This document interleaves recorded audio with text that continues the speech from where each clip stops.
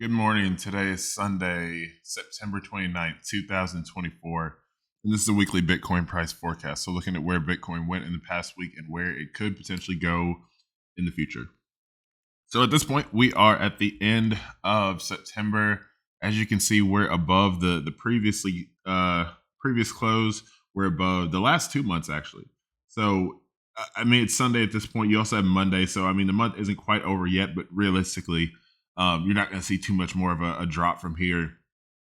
Maybe, I mean, at most to like 64 or something, but I just think we'll continue to go on to the upside, and you'll see a little bit more on the weekly chart. Like we're at a very, I guess, pivotal point on the chart, especially in this bull flag. So we'll see, but it's exciting. Like I said, it's been chopped pretty much for the whole year. So I mean, you had a stagnant January, you had a major move in February and March, and that's the thing, right? So Bitcoin moves, but it moves in major spurts, right? So you really had February and March where things were going crazy.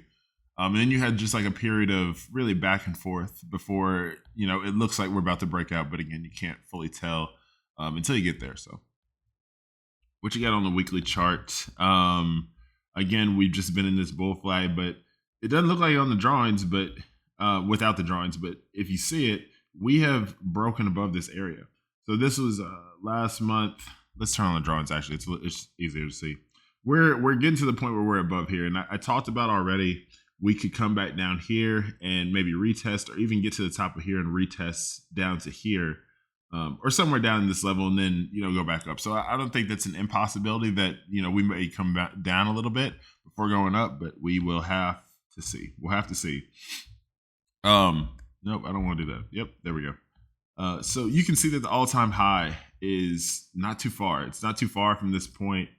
So really, once this breaks out of here, like this green area is just more so to show the channel. It didn't really have any bearing in my mind. It really just what happened. It kind of fell below the green channel, but it's still in play. So I think you could see a takeoff pretty quickly once you actually start closing on a consistent basis above these levels. So like I said, at this point, we're right here. We're about to get a strong monthly close at this point above this area. Hopefully, hopefully we don't see too much volatility to the downside on Monday, but we'll have to see. Time will tell. Daily chart. What do we have on the daily chart? It's a lot of the same, really. You kind of had like this head and shoulders, which capitulated there. But as I've said, we're talking about it. This what is this? This cross to the upside, this golden cross of the 50 and the 100. So the 50 moving average, which is the white one, is about to cross above the blue one, which is your 100 moving average. So like that'll be lined out, and you will be truly in an uptrend. You already are, but like that'll just be a further confirmation that you are in an uptrend. So I mean, let's look at that from a monthly basis again. Uptrend there, weekly, uptrend, purple, blue, white, daily, about to cross back into it. Purple, white, blue, and then you have 200, 100, 50. Let me see. 200, 150 on the hourly, on the 15-minute. Yeah, I mean, it's still chopped, but again, you're getting down here lower. It doesn't really matter as much. Downtrend on the 5-minute. But yeah, overall, all the higher time frames are pointing to the upside. So even if these lower time frames are still choppy or moving downward, it doesn't necessarily mean that anything. Like all the high time frames are what really matters, and that's all pointing to the upside. So really, everything from the monthly all the way down to about the 1 hour chart is in a solid uptrend at this point. Okay, what's the news for the week? Economic news, things that we have in the headlines. Fed Powell speaks on Monday afternoon at about 1 p.m. Central Time. I don't know what he's got to talk about or whatnot. Just maybe the following up with the interest rates, but we'll see what he has to say. Job openings come on Tuesday, so this is a very labor heavy week. You have non-farm employment change, ADP, NFP. So that's coming on Wednesday, and then the big one is NFP on Friday. So non-farm payroll or employment change, whichever way you look at it. That was not; these two were not so great last month. The JOLTS jobs openings and then the employment change, but we'll have to see how that comes out. I think that you will probably start to see better labor numbers now that they're starting to cut interest rates, and that ends up helping the market. But we'll see. Actually, unemployment comes out the same day on Friday. So yeah, this is a very labor heavy week, just in terms of like what type of news is coming out. So the big one that I'm looking at this week is FTX. So if you were around in 2022 in the crypto space, you were looking at a major event with Sam Bankman-Fried and the big scandal behind the FTX exchange, and everything that went along with that. So that was a scandal for a while, and assets were frozen while this whole investigation ended up going through.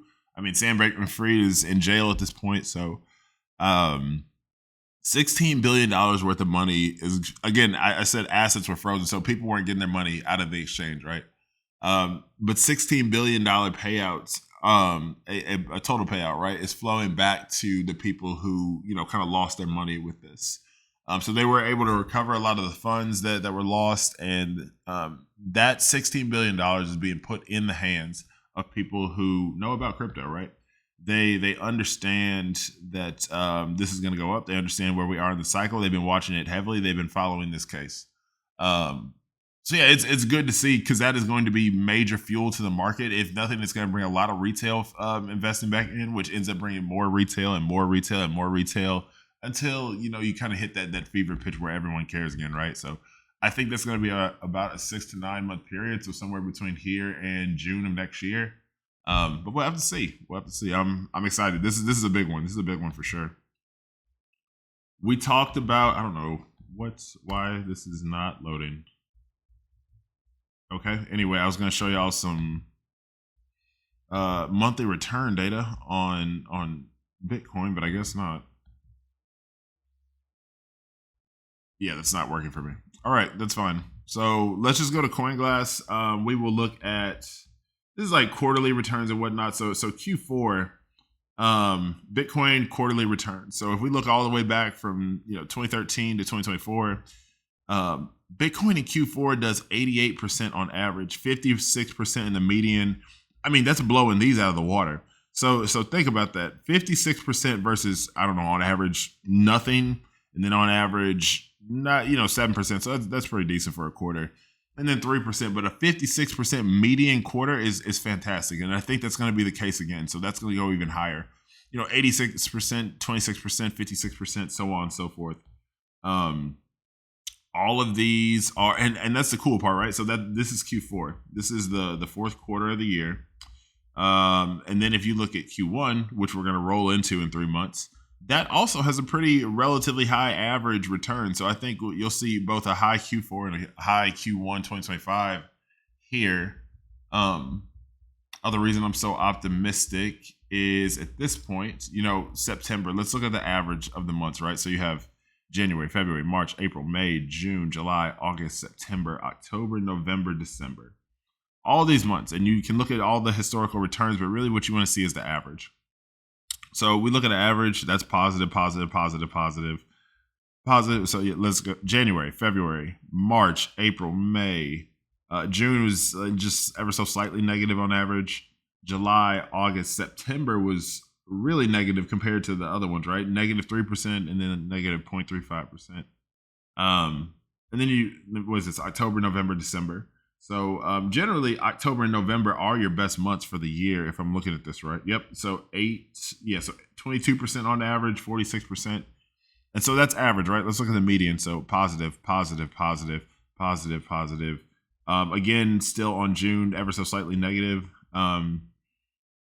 July, August, and September, both negative. So median August is actually your worst month, but on a median basis, but on an average basis, it is September. So again, that September to August time frame, it's brutal. It was brutal last year, but we got on the other side of it. So definitely brighter days ahead. And this is playing out a lot like it did last year too. So September, October still good, November still good, and then December ever so slightly negative actually. December is a little bit negative historically on a median basis. So interesting to see there. Again, we talked about other exchange presidents or whoever who got out of jail. Binance founder CZ is recently released from U.S. custody. So who is CZ? He is Changpeng Zhao. He is one of the most famous people in crypto. He is the CEO of Binance, and he was, put in jail for a couple months for whatever. There were some scandals. Everyone's going after crypto right now for whatever reason. I think a lot of it is just somewhat of a witch hunt, honestly. But he got out of jail yesterday or sometime at the end of last week, and that's pretty big for the space. Just because, again, like he holds a lot of influence to crypto. So for him to be out during the bull market is definitely a good thing. And I think it was an early release as well. So we'll see how that all shapes out. But I'm definitely excited for what's ahead. I think we're going into a solid October, a solid end of the year overall. So October, November, and December. But yeah, man, it's exciting. We'll get there. So again, this has been Chris Talks Crypto. Check out any crypto-based resources on christalkscrypto.com, and I will see y'all on the moon. Take care. Bye-bye.